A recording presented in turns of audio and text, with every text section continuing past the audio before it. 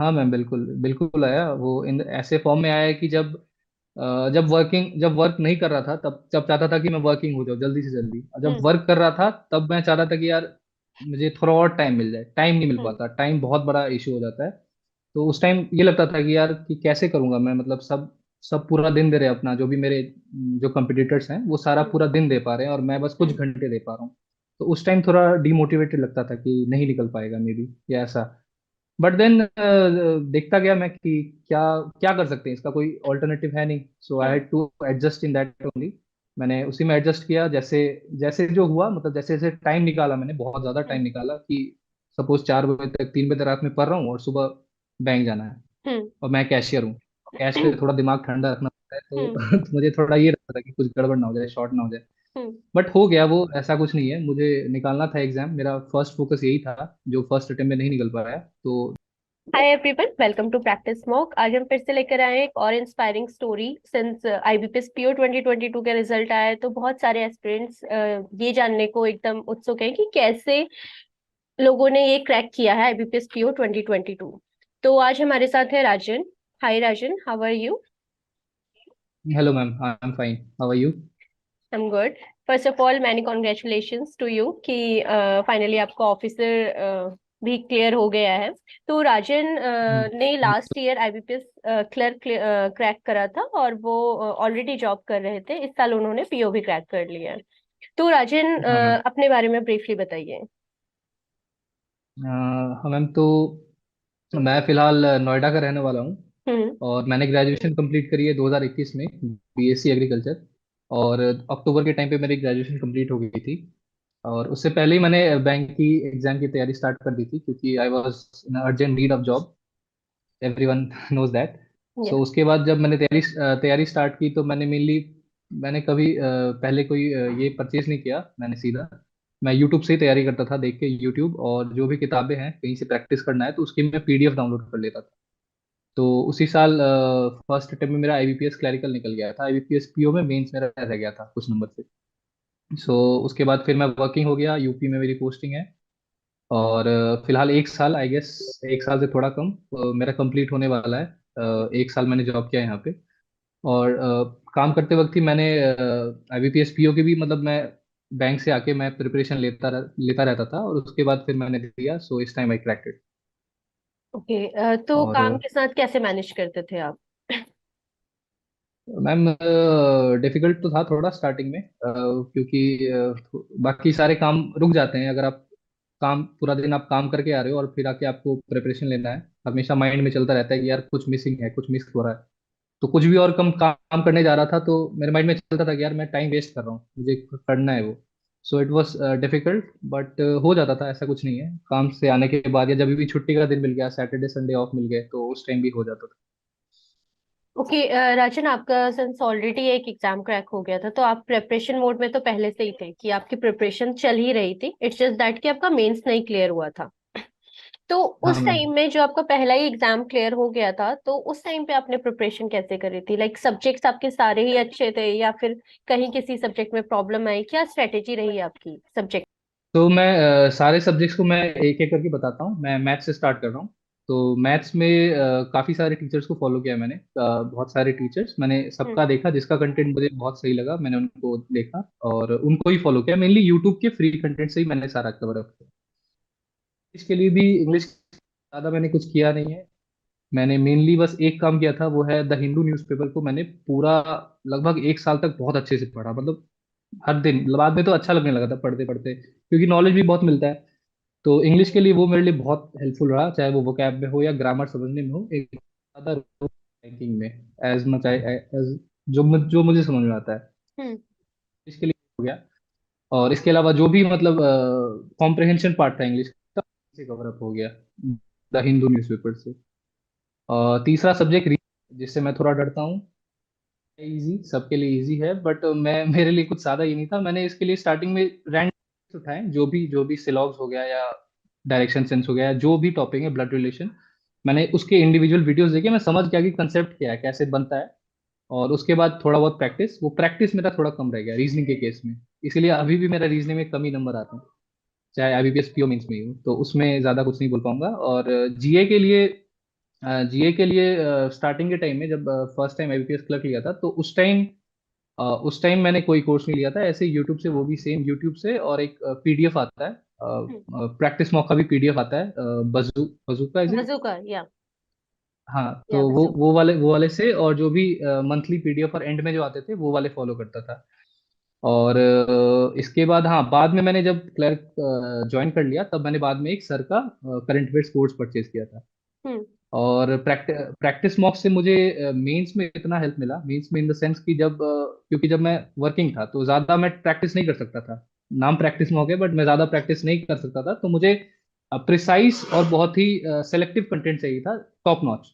हम्म। सो उस केस में practice mock बहुत ज़्यादा हेल्पफुल रहा, क्योंकि practice mock is known for their content, बहुत अच्छा कंटेंट था वो। बस मैं ऐसा नहीं करता था कि पॉज करके मैं सारा सॉल्व कर रहा हूँ, फिर ये मैं लाइव टेस्ट देता था मेनली। जो अगर टाइम नहीं मिल पाता 3 घंटे, हम्म।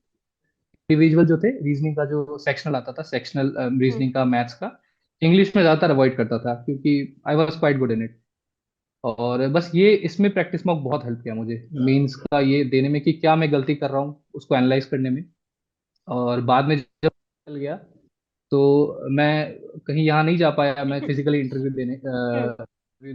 तो मैंने प्रैक्टिस मॉक का परचेज किया, क्योंकि वहां से मैं ऑब्वियसली मेंस का मैं मॉक्स दे रहा था। हम्म। तो उसके बाद फिर दो मेरे इंटरव्यू हुए, और hmm. That were also really helpful, जहाँ पे जो पैनल मेंबर्स थे, आप भी शायद थी उसमें, और आपने बताया कि क्या क्या मैं गलत बोल रहा हूँ, क्या सही बोल रहा हूँ। और हम्म। बाद में फिर जो रियल एक्स पैनल मेंबर थे, उन्होंने बताया कि आप सही जा रहे हो, आपको इस माइनर जगह पे आपको इम्प्रूवमेंट करनी है। So that was all in all good. Okay. तो आप जब अभी प्रिपेयर कर रहे थे, जब आप ऑलरेडी जॉब कर रहे थे, तो आप मेंस के तो मॉक्स दे ही रहे थे, साथ में आप क्या आपने प्रीलिम्स के मॉक्स देना छोड़ दिया था, या उनके लिए आपने कोई स्केड्यूल बनाया था कि हाँ ऐसे आज देना है तो वीकली एक देना ही है, या फिर ऑल्टरनेट डेज में देना है, उसके लिए नहीं क्या नहीं डिसाइड किया था? नहीं, हम्म। वो बनाया था, बट वो कोई काम में आया नहीं ऐसा। बस वो जब भी एग्जाम आते थे तो उससे कुछ दिन पहले थोड़ा एक्टिव हो जाते हैं हम लोग, तो वैसे ही हम्म। प्रीलिम्स के केस में जब एग्जाम आने वाले होते थे, तो उससे पहले मैं प्रीलिम्स के मॉक देता था बहुत सारे। हम्म। मतलब जिनमें जितना भी हो सके, लाइक आया, मैं बैंक से आया, फिर दो तीन जो भी हो सके मैं दे देता था प्रीलिम्स के। पर हम्म। फिर बाद में जब एकदम मैं उस पॉइंट की बता रहा हूँ, जब मान लीजिए एग्जाम में कुछ दिन ही बाकी है, 10 दिन हम्म। बाकी है, 15 दिन हम्म। बाकी है, उस टाइम की बात कर रहा हूँ। Else I was like sticking to one mock if I can. और ज्यादातर मैं मेंस की तैयारी करता था, ज्यादातर। हम्म। प्रीलिम्स बस एग्जाम से थोड़े दिन पहले। तो इतने टाइम पीरियड में ऐसा आपको क्या लगा कि फर्स्ट अटेम्प्ट में ऐसा क्या रह गया था जो आपने सेकंड अटेम्प्ट में करा कि फर्स्ट अटेम्प्ट में आपका पीओ निकल जाता? क्या मिस्टेक्स थी जो आपने करी और नेक्स्ट टाइम नहीं करी? वो मैं मेन मिस्टेक्स, प्रिपरेशन तो मेरे हिसाब से हो जाती है सबके, स्टार्टिंग के ही कुछ महीनों में हो जाती है अगर कोई सीरियसली करना हम्म। चाहे। बाद में बस ब्रशिंग अप रह जाता है, मतलब उसी चीज को और अच्छे से ब्रश अप करो, अपने और चीज, मतलब ये को इम्प्रूव करो। तो हम्म। वो होता है कि जब एग्जाम हॉल में हम बैठते हैं ना, तो वो एक अलग ही प्रेशर काम करता है, वही सेम क्वेश्चन हम शायद घर पे बना ले, टाइम मिले तो बना ले, और एग्जाम हॉल में वो नहीं बन पाता है, या कुछ ना कुछ हो जाता है, गड़बड़ हो जाती है। मैं हम्म। रीजनिंग केस में मैं पजल लगा रहा हूँ, गड़बड़ हो जाएगा। हम्म। तो वही वही हुआ मेरे हिसाब से कि एग्जाम हॉल में मैं फर्स्ट टाइम दे रहा था, तो बड़ा एग्जाम था, मन में एक ये भी था, तो मैं बहुत ज्यादा नर्वस हो गया कुछ क्वेश्चंस में, और वो मिस हो गए। वही चीज मैं सेकंड सेकंड अटेम्प्ट में इसलिए इंप्रूव कर पाया, क्योंकि मैंने सेम एग्जाम जैसा मैंने माहौल बना के मैंने मॉक दिए हैं, जैसे जैसे हम्म। मान लीजिए एग्जाम मैं नहीं दे पाता था सुबह में, पर एक दो बार सुबह सुबह उठ के मैं मॉक दे रहा हूँ, क्योंकि एग्जाम सुबह सुबह ही होता है, मुझे पता था। हाँ। तो सुबह उठ के मैं एकदम वही एनवायरनमेंट क्रिएट करके एकदम टेबल चेयर लेके बैठा, और उस पे फिर एग्जाम दे रहा हूँ, तो वो एनवायरनमेंट क्रिएट किया मैंने, तो वो हेल्पफुल रहा मेरे हिसाब से, कि उस एनवायरनमेंट में कैसे मैं मेरा माइंड काम करता है, तो वो हेल्पफुल रहा, आई गेस। ये तो और जो कुछ टॉपिक्स एग्जाम तो टाइम ऑब्वियसली, होता है आपने सेम उसी टाइम पे ही मॉक दिया कि वही सेम हाँ रहे ज्यादा तो सेटअप पूरा?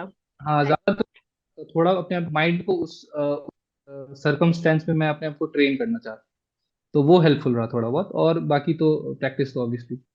ओके, तो आपका एक्चुअल इंटरव्यू एक्सपीरियंस कैसा रहा? It was good, it was really good, hmm. Except for the starting part, जब वो बुलाते हैं। तो फर्स्ट में जा रहा हूँ, तो बोला, खोलते ही गेट फट से दरवाजा बज उठा, तो मैं हम्म। लगा यार फर्स्ट फर्स्ट फर्स्ट इंप्रेशन ही खराब माइंड में चल रहा है। Hmm. Then I went there and I greeted everyone, सबको मैंने हम्म। ग्रीट किया, and they made me comfortable, they told me to sit। Hmm. And after that मेरे मन में ये चल रहा था कि वो मुझसे ग्रेजुएशन के सवाल ना पूछे, क्योंकि उसमें थोड़ा सा वीक रह जाता, बैंकिंग से पूछते तो आई वाज समझ जाता, मैं बोल देता, क्योंकि मैं हम्म। वर्क कर रहा हूँ।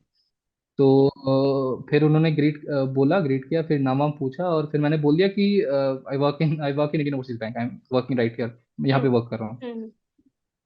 तो फिर उन्होंने पूछा उससे, बैंक मैंने बस टर्न कर दिया बैंकिंग की तरफ, जिससे मुझे ग्रेजुएशन वाले नाम वही याद कि रहे। इंटरव्यू फिर उन्होंने कैसे ड्राइव पूछा, करना है। हम्म। हाँ, तो फिर उन्होंने बैंकिंग से ही ज्यादा सवाल पूछे, बट अनफॉर्चुनेटली एग्रीकल्चर जो मेरा सब्जेक्ट था ग्रेजुएशन में, उससे भी पूछा।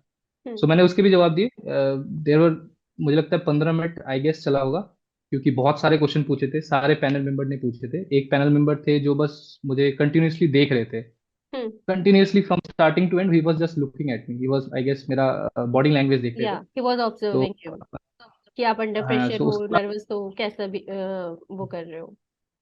एग्जैक्टली, सो वो क्या हुआ कि फर्स्ट एक दो क्वेश्चन जब मैं जवाब दे दिया, तो ऑब्वियसली वो आइस मेल्ट हो गया, and I was quite confident and I hmm. Answered all of them. So it was really good. They asked me a lot of questions from my BSc agriculture and from the banking sector as well, and it was quite good. Good. Okay, तो पूरी preparation में आपके लिए ऐसा कौन सा tough moment था कि हाँ तब लगा कि यार अब वर्थ इट नहीं है या फिर थक गया हूँ? कैसे मोटिवेट करा अपने आप को? आता है ये पॉइंट, हर एस्पिरेंट की उसमें आता है, चाहे आप जॉब कर रहे हो तब भी आता है, आप नहीं कर रहे हो फिर भी आता है। तो ये आपकी लाइफ बिल्कुल। में आया या नहीं आया? हाँ मैम, बिल्कुल बिल्कुल आया। वो इन ऐसे फॉर्म में आया है कि जब वर्क नहीं कर रहा था, तब जब चाहता था कि मैं वर्किंग हो जाऊँ जल्दी से जल्दी, और जब हम्म। वर्क कर रहा था तब मैं चाहता था कि यार मुझे थोड़ा और टाइम मिल जाए। टाइम नहीं मिल हम्म। पाता, टाइम बहुत बड़ा इशू हो जाता है। तो उस टाइम ये लगता था कि यार कि कैसे करूंगा मैं, मतलब सब सब पूरा दिन दे रहे हैं अपना, जो भी मेरे जो कंपटीटर्स हैं वो सारा हम्म। पूरा दिन दे पा रहे हैं, और मैं बस कुछ हम्म। घंटे दे पा रहा हूँ। तो उस टाइम थोड़ा डिमोटिवेटेड लगता था कि नहीं निकल पाएगा मे बी, या ऐसा। बट देन देखता गया मैं कि क्या क्या कर सकते हैं, इसका कोई ऑल्टरनेटिव है नहीं। So I hmm. Had to adjust in that only. मैंने उसी में एडजस्ट किया, जैसे जैसे जो हुआ, मतलब जैसे जैसे टाइम निकाला, मैंने बहुत ज्यादा टाइम हम्म। निकाला कि सपोज 4 बजे तक, 3 बजे तक रात में पढ़ रहा हूँ, और सुबह बैंक जाना है, हम्म। और मैं कैशियर हूँ। कैश पे हम्म। थोड़ा दिमाग ठंडा रखना पड़ता है, हम्म। तो तो मुझे थोड़ा ये रहता था कि कुछ गड़बड़ ना हो जाए, शॉर्ट ना हो जाए। हम्म। बट हो गया वो, ऐसा कुछ नहीं है। मुझे निकालना था एग्जाम, मेरा फर्स्ट फोकस यही था, जो फर्स्ट अटेम्प्ट में नहीं निकल पाया, तो that kept me motivated. Okay, तो एक बेस्ट एडवाइस जो आप देना चाहेंगे अपने फेलो एस्पिरेंट्स को कि ऐसा क्या करें कि वो मोटिवेटेड रहे और एग्जाम उनका क्रैक हो? मैम, यही कि बस मेरे हिसाब से एक ही एडवाइस मेरे एंड से, बाकी तो बहुत एडवाइस पड़े हुए हैं, वो लोग भी बहुत ही समझदार है, ऐसे तो जानते ही हैं वो लोग, कि बस कंसिस्टेंट रहने का ट्राई करिए कैसे भी। अगर आप थोड़ा भी दिन गैप दे दोगे तो पीछे हो जाओगे, मानो ना मानो बहुत पीछे हो जाते हो। कि थोड़ा दिन गैप दे दिया, जैसे जब क्लैरिकल का हो गया था, जब मैंने गैप दे दिया थोड़ा बहुत, इधर में सेटल होने में टाइम लग गया। हम्म। तो जब मैंने फिर से स्टार्ट की, तो बहुत सारी चीज जो मुझे आती हैं वो फिर से मैं कर रहा हूँ। वो वो टाइम गैप को फिलअप करना होता है, तो वो मुश्किल रहा मेरे लिए। बाकी यही बोलूंगा कि कंसिस्टेंट रहें, और बस काम करते रहें। Okay, thank you so much for your interview Rajan. काफी अच्छा लगा आपसे जान के आपकी जर्नी। लगता है कि हाँ बहुत स्मूथ जर्नी है, बट जो खुद से फील करता है, एक साल निकालता है पूरा प्रिपेयर करता है, उसको पता होता है कि नहीं इतना इजी नहीं था। So all the very best yes. For your future and thank you so much. Thank you ma'am.